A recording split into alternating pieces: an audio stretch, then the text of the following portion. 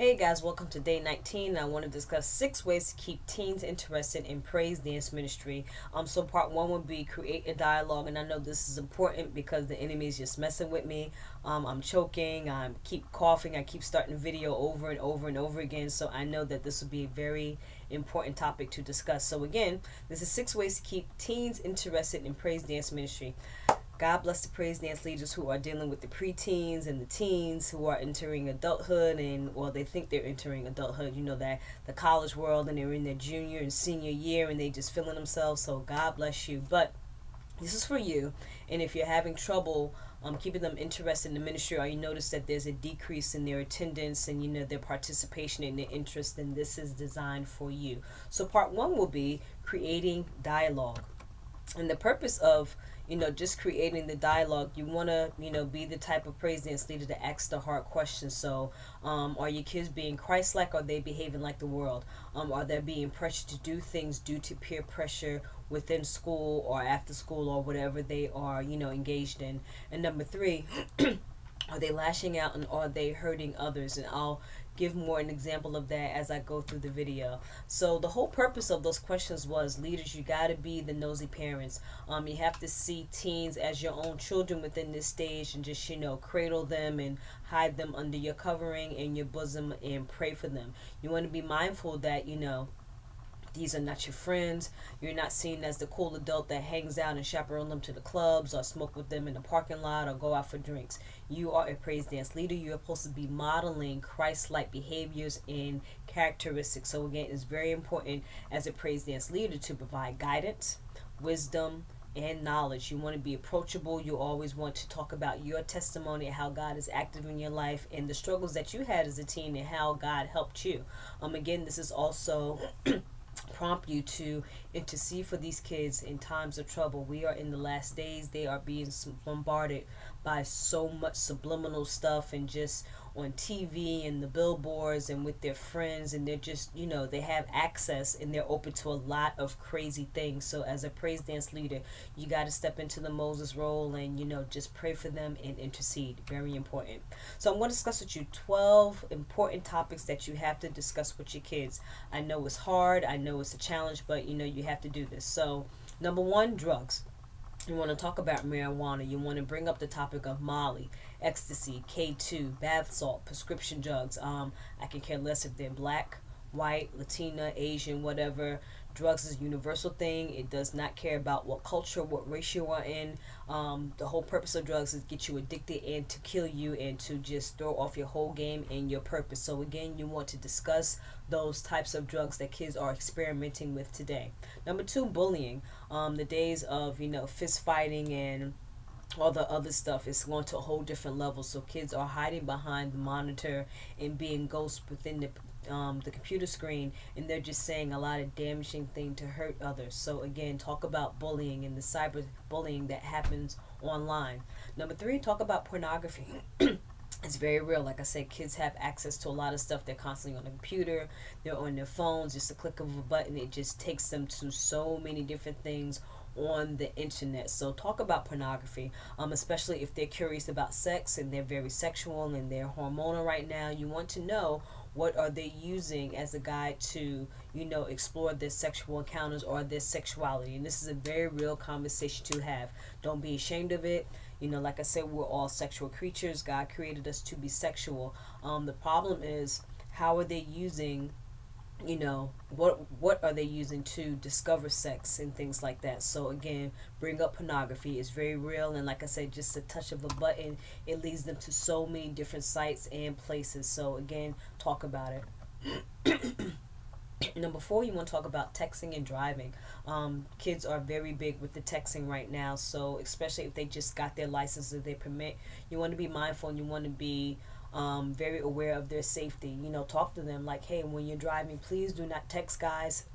Just be a reminder to them that it's very dangerous to text and drive, and remind them that it's the law. You're not supposed to be texting and driving. You can get a ticket for that, or you could be pulled over, or, you know, whatever. But just remind them, you know, about their safety and how much you care. Number 5, you want to deal with overachievers. That's very, very important. As leaders, be observant especially if they're juniors and seniors, and they're trying to get big scores on their SATs and things like that, or they want to do extracurricular activities, and you find that they're being stretched in too many ways and they're doing too much. You notice that their attendance within the praise dance team has decreased, or they like completely just dropped out. Just be mindful of, overachievers. Are they doing too much? Are they stressed? Are they getting enough sleep? Like I said, just be mindful of their behaviors, especially their junior and senior years, because this time they're filling out applications and they're trying to go to college. So again, there's nothing wrong with that, but it is wrong when you're just doing too much and you wear yourself out. So again, number 5 is being an overachiever. Number 6, creative alcohol intake, and this really caught me. So one of the examples that they gave when they talked about creative alcohol intake was gummy bears. Everybody loves gummy bears. You see the little packets in the stores, Habros or Black Bear gummy bears. What the kids are doing these days, and I was shocked. So what they're doing now, they have a little bag of gummies, and they also have like a bowl of vodka. What they're doing, they're taking the gummy bears and they're pouring it in the bowl of vodka, and they let it sit there and they let it soak. I had no clue that they were doing this, so this is something to look out for. So if you notice, teens that sitting in church or whatever, or they're snacking in between like rehearsals or during their break, and they have a packet of gummy bears, just say, hey, okay, can I have a couple of gummy bears? And if they're hesitant to give it to you, just snatch the bag from them and taste it for yourself. But these are just creative ways that they are experimenting with alcohol. Like I said, they're taking, and I'm laughing because I just can't believe this, they're actually taking the bag of gummy bears and they're soaking it in bowls of vodka, and then they'll put in little Ziploc bags, and then they'll take it to school. So like I said, just bring up the questions, because kids are exposed to so much and they're experimenting with things just to have fun or just to be accepted with their peers. The second thing is which I find to be very interesting, I don't know how they're doing this, females, they are taking their tampons and they're soaking it in alcohol and they're inserting it within themselves, and this to create a buzz or to get a quick high. Something with the tampons, the alcohol is very easy to soak through the tissues within your uterus. So again, they're taking the tampons and they're soaking it in the alcohol, and they're inserting it within themselves. So again, have the conversation, bring up these topics like, hey guys, have you ever heard about the alcoholic gummy bears? What are the kids doing right now, like in high school or with these parties and things like that? Just remind them to be careful when they are being active and they're outside of the praise dance rehearsal atmosphere or the church atmosphere. Like I said, bring up these topics, have the conversations. Like I said, I found Very 6 to be the most creative, interesting topic. While I was creating this, that really stuck out and just made me go, wow, or are you kidding me right now? So it's the gummy bears and the tampons. They are soaking it in alcohol just to get a buzz. Another thing that they're doing, they have the lip gloss, and it's called, I believe is bears, or it's bees or something like that. It's the word bees, but it's yellow. What they're doing, they're taking off the cap and they're rubbing it on their eyes. And again, whatever content is within the lip chap, again, it has, I guess, alcohol contact, and they're rubbing it on their eyes just to get a high. So again, there's very creative ways that kids will experiment with alcohol. Like I said, it's in a yellow container, and it's a lip chap. I think it's called bees, but it's something natural. Anyway, what they're doing is they're taking it and they're rubbing it on their eyes. So again, bring up the topic of creative alcohol intake. Very interesting, and just by me sharing this information with you, I'm still in shock. So that's number 6. Number 7, sex. Talk about it.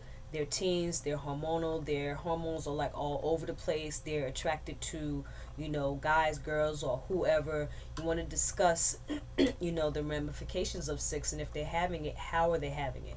There's oral sex, there's anal sex. I know till this day, they believe if they're not being, females, if they're not being penetrated, by the vaginal area, that if they have anal sex, they're still virgins. And there are a lot of people that think that way. So again, talk about the anal sex. Talk about the negative effects of it. Gang banging, there are a lot of teens that are involved in gang bangs, or they get caught up into it. It may start off as something intimate, just between that one person, but sooner or later they get to a bad situation. Next thing you know, somebody's running train on them, or they have like 5 or 6 guys that are raping this girl. So again, you want to have these conversations and see what kids are doing. Like I said, they think they know it all, but they just don't know the consequences of the road that they go down when they start engaging in negative activities when it comes to sex. Talk about threesomes, talk about orgies, have the conversation. The reason why you need to have this conversation, sit back and listen, because it gives you something to intercede and pray about. So again, have the conversation about sex. Number 8, cell phone abuse. Everybody's on their cell phone these days, but as leaders, you want to be mindful. Remind them that they're not supposed to be on their cell phone while they're in praise and worship, while they're having praise dance rehearsal, or while they're in church. So always be mindful and remind them, like, hey, this is a time of praise and worship and you're focusing on God. You can be in that cell phone any time of the day, in school, after school, while you're hanging with your friends, but not in church. This is holy ground. It's about worship. So you want to talk to them about cell phone abuse. Number 9, STDs. Talk about the consequences of having unprotected sex. Number 10, be mindful. And I didn't really think about this because I didn't experience this within my high school year, of depression and anxiety. These are very different times. Kids are under a lot of different pressures. So be mindful of panic attacks, chronic fatigue, what is happening with your kids. Just be observant of the behaviors that they are displaying before you. Number 11, gangs. And I want to make this very clear. It's not a black thing, it's not a white thing, it's not a Latino thing, it's not an Asian thing. It is an issue of acceptance, being lonely, and peer pressure. So again, gangs are very real. I can care less if you live in the suburbs or if you're in the urban areas. Gangs are real. And I'll say it again and I'll stress it. It's not a black thing, it's not a Latino thing, it's not a minority thing. It's about acceptance and peer pressure.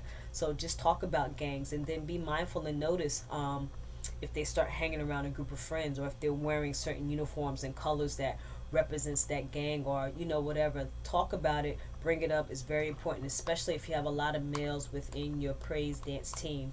You want to be mindful.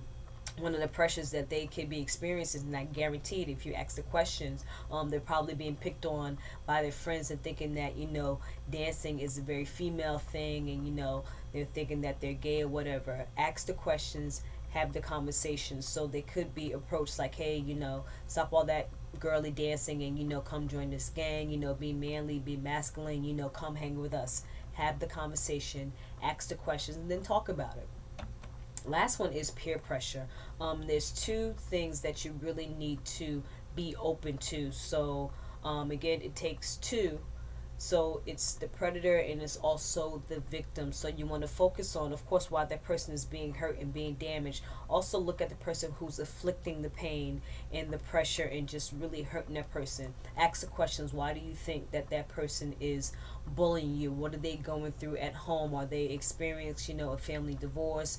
Did their parents die? Or they're being abused at home? There's so many different factors why people are inflicting hurt on others. Again, so look at it from the predator point of view and then the victim point of view. And like I said, ask the question. Bring these up to your praise dance teens, because they will talk. Again, so the purpose of just having a conversation is, 1, engage in intercession. The more you have these conversations and you sit back and listen, because teens, they like to talk and they run their mouths. So the more you sit back and listen, that gives you a whole checklist or maybe a page or 2 to pray about over your praise dances. Number 2, it lets you know who's headed for trouble. And I'll give you an example. These little girls, they may come in all wholesome and innocent in the beginning of their freshman, sophomore year. Junior, senior year, something's happened. They're developed. Their boobs are all out. They're very busty, and they have their hips and they're well endowed and all this other stuff. And the same with the guys. They notice that they're working out more and they're becoming more masculine. So who's headed for trouble. So again, they come in all wholesome and innocent and nerdy within their freshman, sophomore year. Then junior year, it's like, wow, like what happened? Like they blossom and, they have this little boyfriend or this little girlfriend. So you just want to be mindful of where they are and what's happening to them. I know within my junior or senior year, I was in love. I had a little boyfriend, and I became very curious about sex, and became very sexual. But thank God for my mentor. She kept me in check. She was always talking to me. She knew about my relationship and how much in love I was, and all this other stuff. So it's good to talk to your kids and see where they are. Number three, it lets you know who needs prayer and deliverance. Like I said, talk to your babies. You never know what they're going through at home. I brought up the subject, if their parents are going through a divorce, or if they're experiencing some type of abuse at home, or suddenly they have low self-esteem. You never know. Have the conversation. This will alert you if they need prayer, if they need deliverance. I'll give an example. Like I said, thank God for the high school experience I had, known as gospel team. It was evangelistic teen group where we would go from like state to state, and we would sing and we would minister the word through song and through dance, and just performing arts. It was a very good time for me, and it helped me to focus as a teen on my Christian faith and my journey with Christ. And I'm telling you, those conversations, the way the leaders engage, had an impact on me, and it influenced me to this day. I'm much stronger within my faith than ever before. So leaders, be mindful that you are sowing a seed that will last a lifetime. Number four, it keeps you alert about the enemy tactics. So again, I brought up the 12 topics about drugs, about sex, about gangs and things like that. It lets you know how the enemy is trying to come at them and to destroy them at an early age. The enemy doesn't care what color you are, what age you are, whether you're a preteen or you're female or male. The enemy wants to take us out at a very, very young age, and you can see it all over the news. Especially, we are in these last days. People are in a lot of car accidents. A lot of teens are getting shot. Suicide rate is just going through the roof. So you want to be very mindful what the enemy is doing. Purpose of the conversation is very simple. So the reasons why, like I said, you have these conversations, now continue. It prompts you and it forces you to teach about holiness, to be Christ-like. It helps you to dig into the word and to teach about biblical principles, teach about warfare, like I said, demonic activity. It makes you aware of familiar spirits, and also it teaches you to teach your kids how to read the word, how to pray, and to apply scripture. So again, these conversations are very important, and it makes you as a leader accountable of the following topics, and I'll say it again. So this is the last one. The purpose of it is to prompt you and force you to teach about holiness, be Christ-like, teach about biblical principles, warfare, demonic activity is very real, familiar spirits, and how to read the Bible. So those were the main purposes of having the conversation. Again, engaging in intercession, let you know who's headed for trouble. Again, it lets you know who needs prayer and deliverance, keeps you alert about the enemy tactics, and it makes you teach about the following topics that I just discussed, which again, holiness, Christ-like characteristics, biblical principles, warfare, and how to read the Word of God, pray, and also apply scriptures to their lives. So, challenge of the day, and I hope this was very, very helpful, and I will be consistent with this. Again, so choose a topic that you wish to discuss with your teens on a monthly basis. Whatever topic that you have, spread it out, be creative about it, and you want to make it a month's worth of material. There's 12 months within a year. If you have the summer off, that gives you more material to teach about when they come back in the fall. So again, pick a topic. I gave 12. It can be about anything that you want to teach about. It could be about drugs or cyberbullying. Like I said, the creative alcohol intake, I would definitely run with that, because that's a definite attention grabber for the kids. Number two, create fun scenarios that has problems and solutions. So again, out of those 12 topics, doesn't matter which one you want to take in, you want to make it a month's worth of materials. You want to create fun scenarios that has problems and solutions. Number three, allow them to express their feelings. Have the conversation, listen to them first, and then talk about the consequences of it. Like I said, don't beat them over the heads and, turn them off and make them feel really bad. They're teenagers. They really don't understand the ramifications and consequences of what they are going through. Like I said, be smart, sit back and listen. Yes, be a guide, plant wisdom, but like I said, it's more about listening and where they are. And like I said, this will definitely up the ante of your intercession game, because that will give you a page or 2 or 5, depending on how many is in your praise dance ministry, and depending on the teen, you might just have to have a weekend shut-in and just pray for all of them and just lay them out on the altar. I really don't know. But again, listen to the conversations and allow them to express themselves. Don't cut them off and say, well, you shouldn't do this and that. They're teenagers. Let them talk. Let them express themselves, and then you can react to what they are saying. Turn into a Bible session. Again, let them know that they are in the world, but they are not a part of the world. Let them know that it's not cool to be taking on these worldly slogans and acting like the world. Remind them that they are Christians, that they are ambassadors of Christ, that they represent Christ. So they can't be going to the clubs and experimenting with Molly or smoking marijuana with their friends or all this other stuff. It's very important that they represent holiness. That's the whole point. Number 5, if you have a biblical session while you're having a conversation, make those babies pull out their Bibles.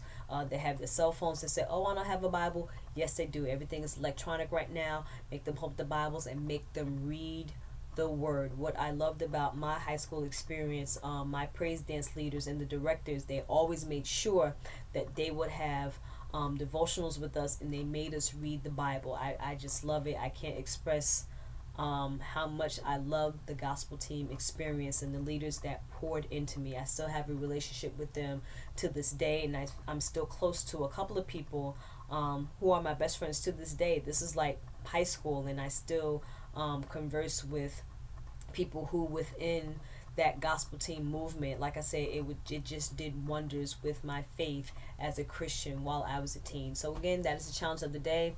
Choose a topic. Make sure that you spread it out on a monthly basis. Create fun scenarios that has problems and solutions. Allow them to express themselves. Sit back, listen to the discussions and what they are saying, because they'll say some crazy stuff, but it'll make you think and it'll alert you to where they are. Turn into a Bible session. Once you turn to a Bible session, like I said, make them take out their Bibles. Thank you so much. I know this was lengthy, but I hope this was helpful, and I'll see you on tomorrow for the next challenge. Take care and be blessed.